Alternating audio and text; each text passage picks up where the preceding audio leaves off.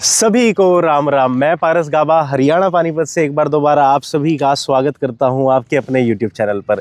जैसा कि आप सभी प्यारे लोग जानते हैं कि हम हमारे चैनल पर गाड़ियों का बिल्कुल ऑनेस्ट ओनरशिप रिव्यू डालते हैं।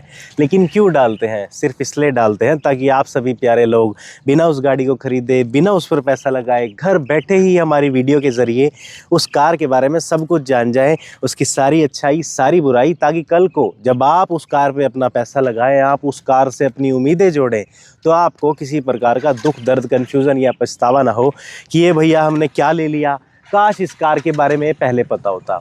उसी तरीके से आज चैनल पर बिल्कुल ऑनेस्ट ओनरशिप रिव्यू करने वाले हैं सामने खड़ी the all new Hyundai Venue का।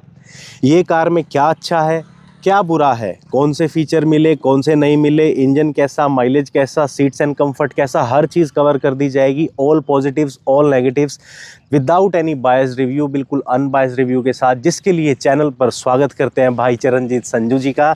संधू जी कैसे हो आप? बिल्कुल बढ़िया भाई साहब, आप कैसे हैं? बढ़िया। समय देने के लिए धन्यवाद और नई गाड़ी की आपको बहुत बहुत बधाई हो। धन्यवाद भाई साहब। गाड़ी से पहले आप अपने बारे में बता दीजिए। मेरा नाम चरणजीत संधू है, मैं पानीपत हरियाणा से हूँ। मैं फ़िलहाल BMS सेकंड प्रोफ में हूँ, डॉक्टर की पढ़ाई कर रहा हूँ पंजाब से। तो संधू साहब, पहले आपसे यही क्वेश्चन है, जब आपको कॉम्पैक्ट SUV लेनी होती है तो मल्टीपल ऑप्शंस है। हाँ जी।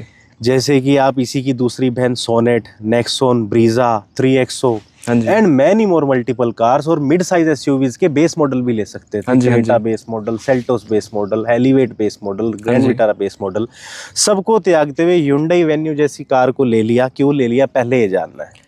सर, सबसे पहली बात तो ये है, हमें लेनी ही इस साइज़ की कार थी, छोटी साइज़ की। ओके। जैसे सेल्टोस वगैरह वो पहले ऑलरेडी फैमिली में है, ठीक है। तो वो छोटी साइज़ की चाहिए और बजट की कोई दिक्कत नहीं थी। और अच्छी भागने वाली, अच्छी माइलेज देने वाली, हर तरीके से मतलब संतुष्ट कर देने वाली कार चाहिए थी। ठीक है, इसलिए वेन्यू का टॉप मॉडल ले लिया। Venue का टॉप मॉडल ले लिया। तो ये एग्जैक्टली Venue का टॉप मॉडल यानी कि Venue SX ऑप्शनल है। हाँ जी, हाँ जी। जब टॉप एंड वेरिएंट गाड़ियों के लेते तो डिस्काउंट भी अच्छे खासे मिलते डिस्काउंट मिलते हैं। आपको कितना मिल गया? ये जी अराउंड, जो कोटेशन मैंने पहली बार इसकी देखी थी वो थी अराउंड 1580 की।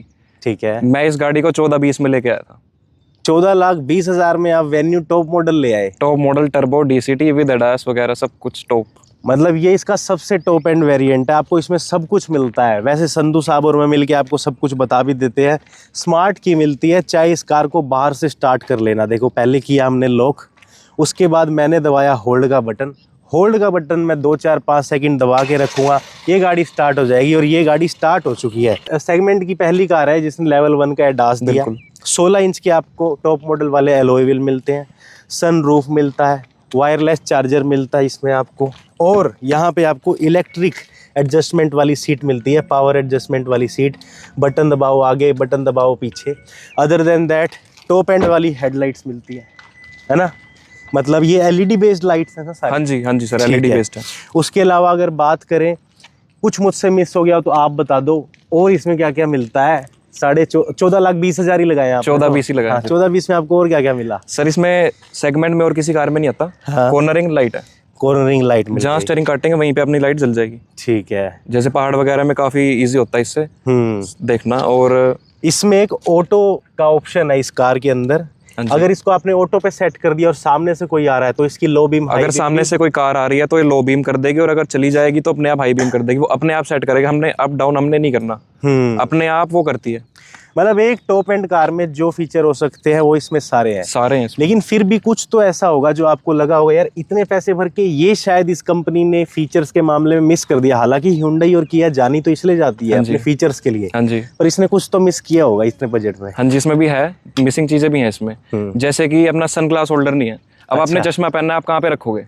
मैं तो अपनी आंखों पे लगा के रखता हूँ, लेकिन रखना रात को लेकिन रखने के लिए रात को रखना पड़ेगा ना। सही बात है। तो इसमें ऊपर सन ग्लास होल्डर नहीं है। ठीक है। तो उसके लिए आपको या तो डैशबोर्ड में रखना पड़ेगा या वहाँ पे जगह है तो वो आपको रखना और पड़ेगा। इसमें क्या 360 डिग्री कैमरा है? नहीं, इसमें 360 कैमरा भी नहीं है। और वेंटिलेटेड सीट भी नहीं है, सीट कवर्स भी नहीं है। ठीक है। ये कुछ एक चीजें होती है जो जरूरी होनी चाहिए थी। मेरा ये मानना है कि टॉप एंड कार में टॉप एंड वेरिएंट है जी, तो इनको 360 डिग्री कैमरा, वेंटिलेटेड सीट्स, ये तो आपको मिली ना 14-20 की। बिल्कुल। वैसे तो 15.5 तो भाई 16 लाख की कार है। हाँ, 16 लाख की कार है।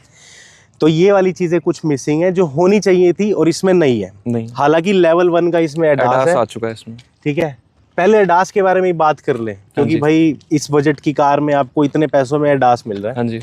लेवल 1 का एडास कैसा होता है, कैसा काम करता है और इसमें कैसा काम कर रहा है? जो लेवल 1 का एडास होता है मेनली उसमें क्या होता है, वो कैमरा बेस्ड एडार होता है, जैसे कि आप देख सकते हैं यहाँ पे कैमरा लगा हुआ है। हम्म और जो लेवल 2 का एडास होता है, जैसे XUV 700 इस टाइप की कार में आपने देखा होगा, वो यहाँ पे नीचे कहीं प्लेस्ड होता है, रेडार होता है उसमें। हाँ, रेडार होता है। तो इसमें रेडार नहीं है, इसमें मेनली उससे कुछ फीचर्स कम होते हैं। ठीक है। जैसे कि अपना जो कार आप चला रहे हो, इसमें जो लेन में आप चलाते हो तो लेन में चलती रहती है, ठीक वो है। कोई मिस नहीं करती है। लेकिन उसमें वो नहीं है, अगर आप किसी अडेप्टिव क्रूज कंट्रोल नहीं आता इसमें। जैसे कि अगर आप किसी कार के पीछे 80 की स्पीड पे आप क्रूज लगा के चल रहे हो, और अगर उस कार की स्पीड कम होगी तो आपकी कार कम स्पीड नहीं करेगी। आपकी कार जब बिल्कुल उसके पास आ जाएगी, जब वो सेंस करेगी कि आगे कुछ ऑब्जेक्ट आ गया है, तो आपकी कार ऑटोमेटिक ब्रेकिंग लगा देगी। इसमें ये फर्क है। उसमें मेनली क्या होता है, वो कार स्पीड कम कर लेती है। मतलब कहने का लेवल 1 का है जिसमें आपको लेन कीप असिस्ट का फीचर मिलता है और ऑटो ब्रेकिंग भी मिलती है, और सिटी की में भी ये ऑटो ब्रेकिंग काम करती है। सिटिंग में भी ऑटो ब्रेकिंग। ठीक है, ये आपको मिलता है। अदर देन दैट इसका ये एक्टिव है कि नहीं है? पूरा एक्टिव है। मतलब ऐसे तो नहीं कि भाई हल्का है, ठीक ठाक है, ऐसा मैंने 2 बार इसमें एक्सपीरियंस करा है। मैं एक बार ओवरटेक कर रहा था तो रॉन्ग साइड से, तो आगे से एक बाइक वाला आ गया, तो इसने सेंस करा कि जिस लेन में कार चल रही है वहां से सामने से एक बाइक वाला आ रहा है, तो इसने ऑटोमेटिक ब्रेक लगा दिए बड़ी तेज, और वो तो पीछे आ नहीं रहा था, वो अगर आ रहा होता तो एकदम से पीछे से कोलिजन हो जाता। मतलब तो कई बार ये थोड़ी दिक्कत भी बनाता है। कहने का मतलब एक अच्छी चीज भी है, लेकिन ये अगर एडास यूज करने के बाद आपको 10-5 सेकंड बाद 20 सेकंड बाद खुद भी ध्यान रखना पड़ता है। मतलब आप ये नहीं कि आपकी कार में एडास है तो आपको ये चलाती रहेगी, ध्यान आपको ही देना पड़ेगा। लेकिन जितना इसमें दिया गया है इनफ है। ब्रेक तो हमें खुद ही लगाने पड़ेगा। कहने का मतलब एडास के चक्कर में ये कार लेनी चाहिए, या बस इतने पैसों में एडास मिल रहा है इसलिए एडास लेना चाहिए?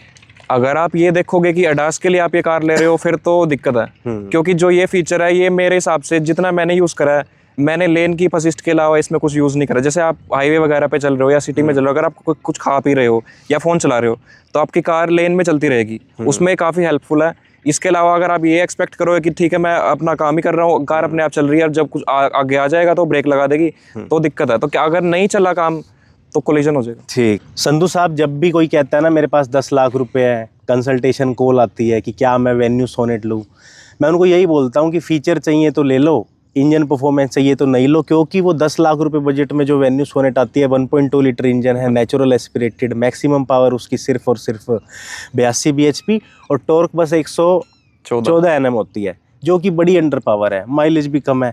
लेकिन आपने लिया इसका टॉप एंड वेरिएंट जिसमें 1 लीटर टर्बो इंजन मिल रहा है, 7 स्पीड DCT है। ये वाला इंजन मैक्सिमम पावर निकालता है 118 bhp, टॉर्क देता है 172 Nm की। इसको लेके क्वेश्चन है, इसको लेके मैं मना किया करूँ या नहीं? फिर मुझे इसलिए क्लियर करो, इसके टर्बो 3 सिलेंडर इंजन की रिफाइनमेंट, उसके बाद इसकी गियर शिफ्टिंग कैसी है, सिटी हाईवे पे कैसा परफॉर्म करता है ये इंजन। अगर आप बात करोगे कि ये जो 1.2 वेन्यू आती है, जो भाई साहब बता रहे हैं कि 10 लाख तक आ जाती है, वो 4 सिलेंडर आती है, वो उसका प्लस पॉइंट है। लेकिन ये 3 सिलेंडर है। लेकिन मेरे को ऐसा फील नहीं हुआ कभी ये 3 सिलेंडर कार है या फिर ये कोई नॉइज ज़्यादा क्रिएट करती है। ठीक है, तो उससे मैं क्लियर हूँ, रिफाइनमेंट का इशू नहीं आता, नो इशू। ठीक है। और गियर शिफ्टिंग 7 स्पीड DCT की, 7 स्पीड DCT है, बिल्कुल टॉप का ट्रांसमिशन। अगर आप इस रेंज में देखोगे तो काफ़ी अच्छा ट्रांसमिशन है ये, कोई लैग नहीं है कुछ खास इसमें, कुछ भी नहीं है, स्मूथ गियर शिफ्ट, आपको पता भी नहीं चलेगा। हालांकि इनिशियल पे जो इनिशियल अपनी स्पीड होती है जिसमें सेकंड थर्ड गियर के बाद जो शिफ्ट करती है अराउंड 20 से 30 की स्पीड पे, उसमें थोड़ा सा लैग मिलेगा। ठीक है, जब आप पंजा दबाओगे तो 20-30 की स्पीड पे अगर आपकी कार है तो थोड़ा सा लैग करके तब वो उठेगी, लेकिन फिर उसके बाद कोई लैग नहीं। भाई टर्बो एक्टिवेशन होने में जो थोड़ा सा गैप है बस वही लेती है, अदर देन दैट नहीं लेती। यानी सिटी में आपको माइनर सा लैग फील हो सकता है इस इंजन में, बट हाईवे पे और बता दो। हाईवे पे कोई लैग नहीं है, सुट्टम शूट चलती है पूरी। ठीक है, और सुट्टम शूट चाहिए, स्पोर्ट्स मोड है इसमें। हाँ। उसको लगाओ फिर तो देखना ही नहीं, इसमें कुछ है नहीं, सामने है या नहीं है, ठीक है, आर पार। और स्पोर्ट्स मोड लगाते ही जो इसमें डिजिटल इंस्ट्रूमेंट क्लस्टर मिलता है वो ब्लू से रेड हो जाता है ना? बिल्कुल। टॉप स्पीड अब तक इस Hyundai वेन्यू कितनी चलाई आपने? मैंने 175 चला रखी है। ओके, कितनी जा सकती थी ये? मेरे हिसाब से जितना मैंने देखा है यूट्यूब वगैरह वीडियो वगैरह में, या फिर मैंने अपने एक्सपीरियंस के हिसाब से मेरे को लगता है 185 तक ही जा सकती है, उससे ज़्यादा नहीं। ठीक है। और 0 to 100 लोग कहते हैं कि ये 11 सेकंड में जाती है मैंने एग्जैक्टली तो करके देखा, लेकिन काफ़ी फास्ट है। काफ़ी फास्ट है। और इसमें आपको पैडल शिफ्टर मिल रहे हैं, आप पैडल ध्यान शिफ्टर से देखो यार, पैडल शिफ्टर्स इसमें आपको मिलते हैं। यहाँ पे पैडल शिफ्टर्स है, मतलब इस बजट में आपको यहाँ पे पैडल शिफ्टर्स मिलते हैं। Pedal shifter is a great thing. ये रहे paddle shifters, plus minus gear यहीं से हो जाते हैं। वायरलेस चार्जर भी देती है ये कार। माइलेज को लेके एक बहुत बड़ा टॉपिक है, इंजन को लेके तो हमारे मोस्टली सवाल हो चुके हैं। माइलेज टर्बो इंजन तो रुलाते हैं भाई, रुलाते हैं। इसका तो नेचुरल एस्पिरेटेड इंजन भी रुलाता है। नेचुरल एस्पिरेटेड इंजन इसका 10-11 की सिटी में देता है, हाईवे पे 15 दे देता है। अब टर्बो इंजन को लेके तो ये और रुलाएगी। आप बताओ पहले इसकी सिटी टर्बो में क्या माइलेज है? अगर आप नॉर्मल इसको चलाओगे सिटी में, नॉर्मल यूजेज में, तो ये 10 से 11, उससे ऊपर नहीं है। 10-11 की सिटी में देती है ये नॉर्मली चलाने में, ठीक है। और अगर बिल्कुल बम्पर टू बम्पर ट्रैफिक है, या फिर आप इसके बिल्कुल अगर खींच रहे हो आप इसको, परफॉर्मेंस अगर आप इसकी लेना चाहते हो, तब उस तरीके से अगर आप चला रहे हो तो ये 7 से 8 देती है, उससे ज़्यादा नहीं।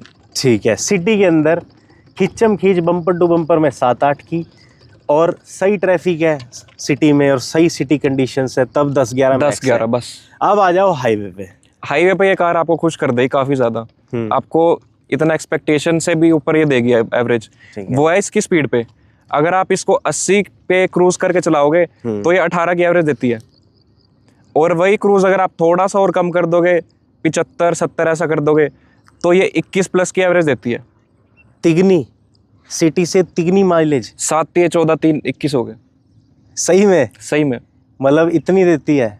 और मैंने एक बार इस कार से हाईएस्ट, अगर मैंने सोचा था कि मेरे को लगता था कि शायद इसका इंस्ट्रूमेंट क्लस्टर में लॉक तो नहीं है एवरेज का, तो मैंने इससे मैक्सिमम एवरेज जब निकालनी चाहिए, मैंने 100 किलोमीटर का ट्रिप करा था, उससे मेरे पास फोटो ही पड़ी है, मैं भेजूंगा, भाई साहब को लगा देंगे। 26 की एवरेज, 25 पॉइंट कुछ की एवरेज मैंने इससे निकाल रखी है 65 के क्रूज पे। अच्छा जी, मतलब कहने का है टर्बो इंजन सिटी में आपको सिंगल डिजिट या 10 की माइलेज देगा। हाईवे पे जाओगे, ढंग से चलाओगे, बड़े प्यार से चलाओगे तो 25 भी, उससे तरीके से चलाओगे तो 20-21, लेकिन नॉर्मल इंसान मेरे आपके जैसे चलाएगा तो 17-18 इजीली हाईवे पे अराउंड 17-18। ठीक है, अब यहाँ पे आ जाओ ब्रेकिंग को लेके। यार फ्रंट डिस्क है, रियर ड्रम है, ब्रेकिंग को लेके ऑल ओवर परफॉर्मेंस कैसी है? ब्रेकिंग को लेकर इसमें जो N-line इसका मॉडल आता है उसमें 4 डिस्क आते हैं। हाँ, वो भी टर्बो कार है, ये भी टर्बो कार है, तो मेरे हिसाब से इसमें 4 डिस्क होने चाहिए थे। ठीक है, लेकिन जो इसकी परफॉर्मेंस है ब्रेकिंग की, वो ठीक है। ठीक है। और सस्पेंशन को लेके वेन्यू सॉफ्टर साइड पे, स्टीफर साइड पे, और बॉडी रोल कितना देती है उस सस्पेंशन की वजह से? सस्पेंशन इसका सॉफ्ट है। ठीक है, अगर आपको परफॉर्मेंस ज़्यादा चाहिए, टाइट जो सस्पेंशन अगर चाहिए आपको, तो वो N-line ही मिलता है, इसमें नॉर्मल सस्पेंशन है। ठीक है। N-line में थोड़ा सा स्टिफ सस्पेंशन है, इसमें सॉफ्ट है। उस सॉफ्ट की वजह से बॉडी रोल कितना कार में? बॉडी रोल जब मैंने इसको 175 की स्पीड पे चलाया तो मेरा थोड़ा कॉन्फिडेंस डाउन था। जैसे स्कोडा कुशाक या टाइगुन चला के कॉन्फिडेंस आ जाता है 180 पे, वो वाला इसमें नहीं आ रहा। नहीं, कोई बात ऐसा था कि अगर थोड़ा सा भी स्टीयरिंग इधर उधर हुआ तो ठीक है, तो do not try this, do not try और एट होम। तो अब यहाँ पे टायर प्रोफाइल है 215/60 R16। टायर प्रोफाइल मुझे काफ़ी अच्छी लगी क्योंकि 215 ये है, यानी कि इतना ये टायर चौड़ा है। इसका 60% ये है। हाँ जी, राइट। ठीक है, और 16 इंच के डायमंड कट एलॉय व्हील्स के साथ है। इन टायर्स के साइज और परफॉर्मेंस का आपको क्या कहना है? मेरे हिसाब से इस साइज की कार में ये परफेक्ट टायर साइज है। बिल्कुल। अगर आप इससे महंगी भी कार लोगे तो उसमें 215 का ही टायर साइज आता है। हाँ, तो उस हिसाब से अगर आप इसको गाड़ी को पीछे से या आगे से देखोगे तो आपको टायर काफ़ी प्रोपोर्शनेट लगेगा। ठीक। हाँ जी। इंटीरियर की बात कर लूँ, सबसे पहले स्टीयरिंग फीडबैक दे दो। मुझे वेन्यू का स्टीयरिंग काफ़ी ज़्यादा लाइट लगता है। जी, लाइट है। कि this steering is light and is more good for city. मतलब सिटी के लिए मुझे कार ज़्यादा अच्छा लगता है क्योंकि इसका स्टीयरिंग बड़ा लाइट है। हाँ जी। हालांकि बहुत ज़्यादा लाइट आज लग नहीं रहा एज कम्पेयर टू मैं किया सीरोस चला के आया हूँ। हाँ जी, हाँ जी। उसमें भी यही इंजन मिल रहा है किया सीरोस में। तो आप बताओ इस स्टीयरिंग के बारे में।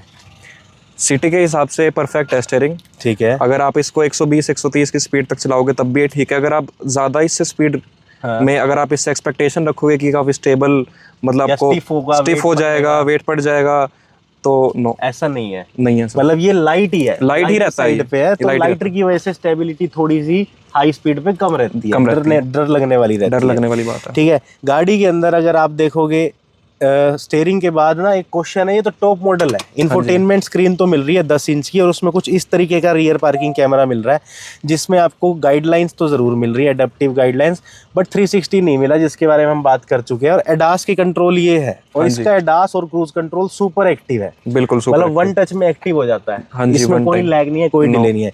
इस इंफोटेनमेंट स्क्रीन में कोई लैग या कोई डिले आज तक नहीं हुआ। ठीक है। एप्पल कारप्ले, एंड्रॉइड ऑटो इसमें वायर्ड है कि वायरलेस है? वायर्ड। अच्छा, वायर्ड है इसके हाँ जी, अंदर, क्योंकि ये ब्लू लिंक को ज्यादा ब्लू प्रमोट लिंक करते हैं। वाली कार है तो इसमें ब्लू लिंक वायरलेस है, और ब्लू लिंक सारी इन्फॉर्मेशन देता है इनका ऐप, हाँ जी, जिसमें भाई कार एक्सीडेंट कैसे हुई, कितनी स्पीड पे चल रही थी, क्या अच्छा, ऐसा सब कुछ देता स्टेटस है। सारा फोन में दिखा देता है वो। माइलेज वाइलेज भी सब दिखा, माइलेज नहीं दिखाता। ठीक। लेकिन यहाँ पे बोश के स्पीकर्स की बैजिंग क्यों नहीं है? Hyundai की सब टॉप कार्स में बोश के स्पीकर्स आते हैं। ये एक इसका नेगेटिव पॉइंट है, इसमें बोस के स्पीकर नहीं आते हैं। अच्छा, इसमें आ नहीं रहे? नहीं। आपने कहा नहीं भाई साहब मेरे साथ, मेरी कार के साथ ये क्या कर रहे हो कि i20 देते हो जब अपनी टॉप मॉडल, उसमें आप बोश के स्पीकर दे रहे हो, आपको इसमें नहीं दिए।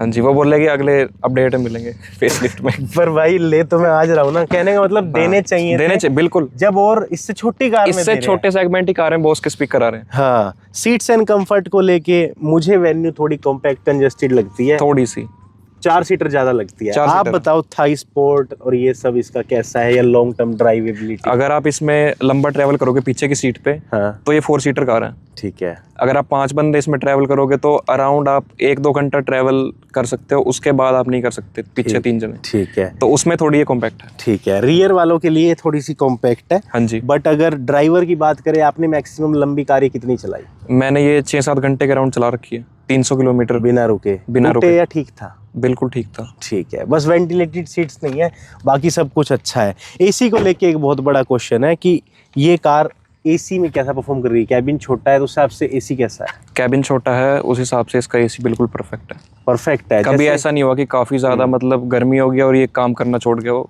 राइट, जैसे 1 लीटर टाइगुन कुशाक जो आती है, उनके एसी से दुनिया परेशान। मैंने सुने हैं। हाँ जी, वो भाई टर्बो एक्टिवेट होता है तब जाके उनका एसी एक्टिवेट होता है, इसमें ऐसा सीन नहीं है ना। ठीक, ऐसा नहीं।